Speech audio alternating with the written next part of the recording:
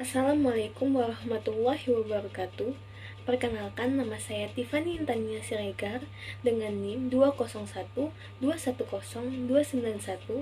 Saya di sini sebagai pemateri pertama.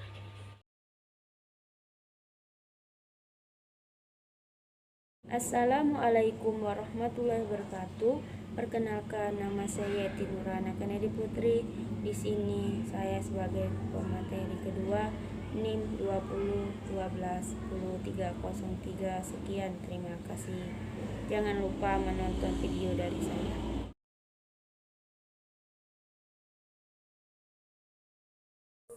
Perkenalkan, nama saya Tria Suci Erawati. Di sini saya sebagai pemateri ketiga.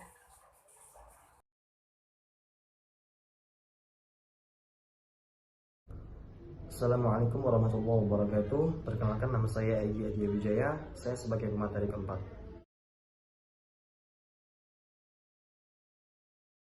Assalamualaikum warahmatullahi wabarakatuh.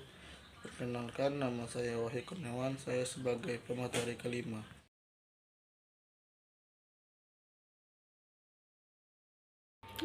Baiklah, judul kami yaitu tentang pengembangan media pembelajaran model ADI.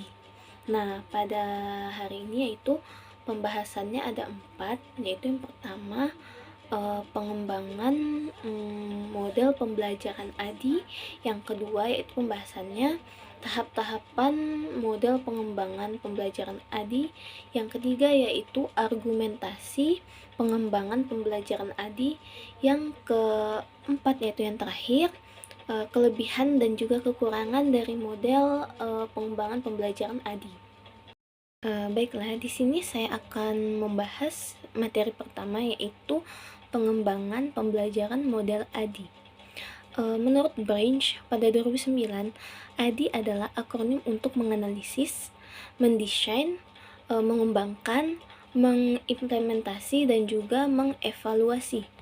Model ADI dikembangkan sebagai model pembelajaran yang inovatif. Hal ini karena model ADI dapat memberikan proses belajar yang sistematis, efektif, yang dikemas dalam proses proses pembelajaran untuk peserta didik. Nah, jadi apa yang dikatakan Branch itu model pembelajaran ADI ini sangat inovatif, sistematis, dan juga efektif, dan juga dapat mudah dipahami untuk peserta didik.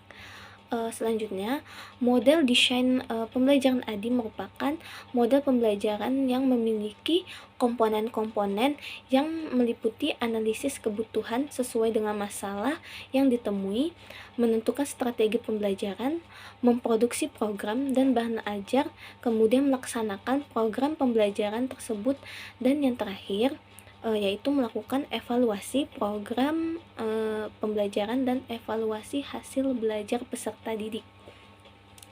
Branch juga berpendapat model ADI sebagai proses mendasar untuk menciptakan sumber belajar yang efektif. Model ADI memiliki desain yang memudahkan, aktif, multifungsi, terletak pada pendekatan inspirasional untuk belajar. Dalam pengembangannya, model ADI digunakan prosedur umum yang terkait dengan desain instruksional. Dan model pengembangan ADI merupakan model yang melibatkan tahap-tahap pengembangan, yaitu ada 5 langkah ya. Yang pertama yaitu analisis, design, development, implementation, dan juga evaluation. Itu secara umumnya. Model ini memiliki kesamaan dengan model pengembangan sistem basis data yang telah diuraikan sebelumnya. Model ini dapat digunakan untuk berbagai macam bentuk pengembangan produk seperti model, strategi pembelajaran, metode pembelajaran, dan media dan bahan ajar untuk peserta didik yang digunakan oleh pendidik. Nah, di sini teman-teman bisa melihatnya itu gambar tahapan-tahapan model pengembangan ADI seperti yang sudah dikatakan Branch tadi, yaitu ada 5 tahapan. Yang pertama yaitu analisis, yang kedua desain, yang ketiga itu pengembangan, yang keempat itu implementasi, dan juga yang kelima yaitu evaluasi.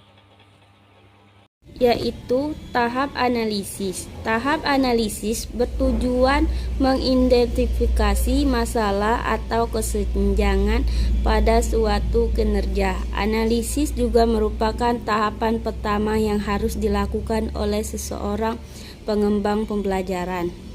Saiton dan Sutman menyatakan ada 3 segmen yang harus dianalisis, yaitu siswa, pembelajaran, serta media yang menyampaikan bahan ajar lainnya. Tahap-tahap analisis meliputi kegiatan sebagai berikut. 1. Analisis masalah. 2. Analisis peserta didik tentang kompetensi, pengetahuan, keterampilan, sikap, dan aspek lainnya yang terkait. 3. Menganalisis sumber daya yang terdapat pada pembelajaran. 4. Rekomendasi potensi sistem penyampaian pembelajaran.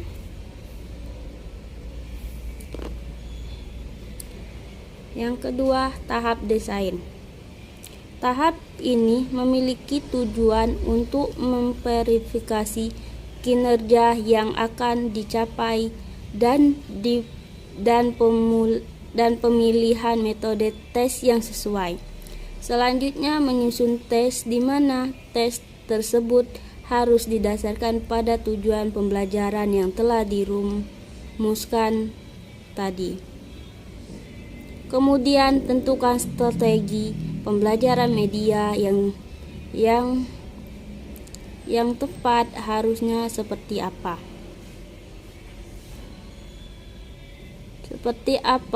Untuk mencapai tujuan tersebut. Selain itu, dipertimbangkan pula sumber-sumber pendukung lainnya, misalnya sumber belajar yang relevan, lingkungan belajar yang seperti apa seharusnya. Desain merupakan langkah kedua sistem pembelajaran AIDEN. Produser umum yang dilakukan pada tahap desain antara lain: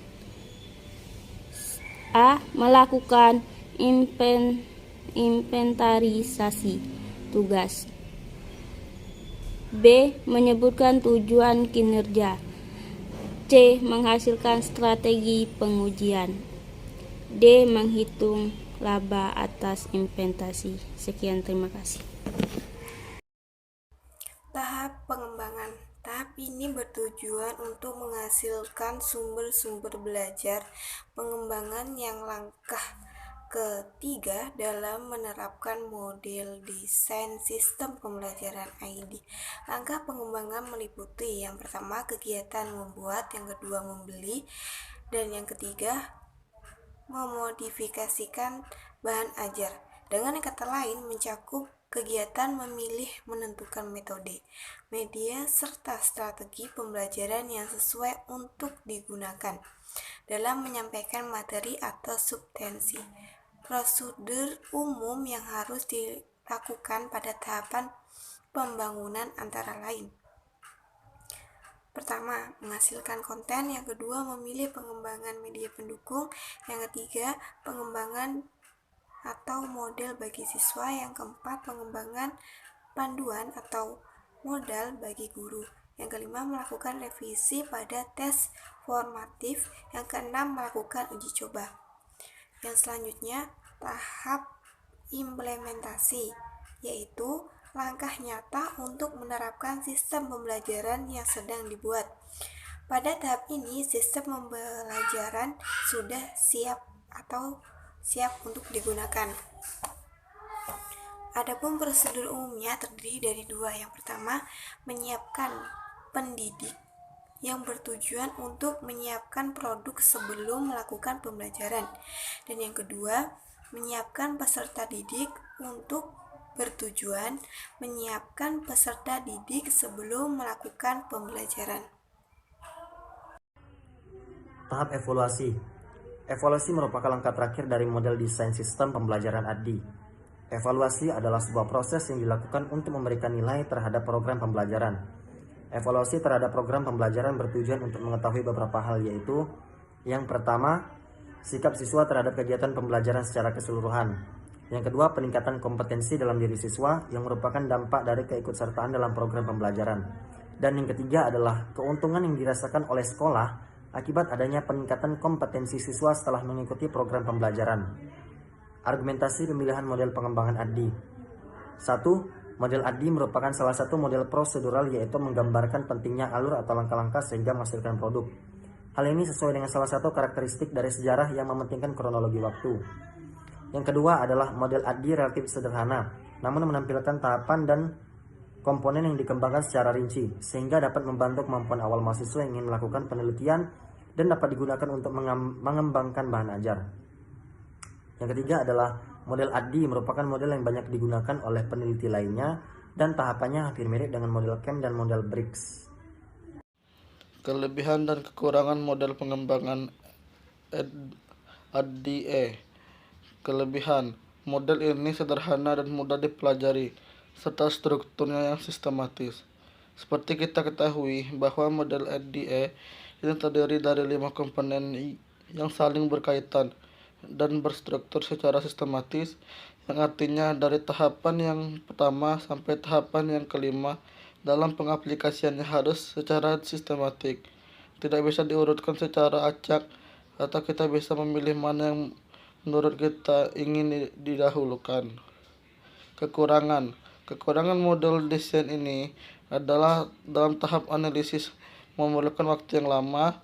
Dalam tahap analisis ini, pendesain atau pendidik diharapkan mampu menganalisis 2 komponen dari siswa terlebih dahulu, dengan membagi analisis menjadi 2, yaitu analisis kinerja dan analisis kebutuhan. 2 komponen analisis ini yang nantinya akan mempengaruhi lamanya proses penganalisis siswa sebelum tahap pembelajaran dilaksanakan.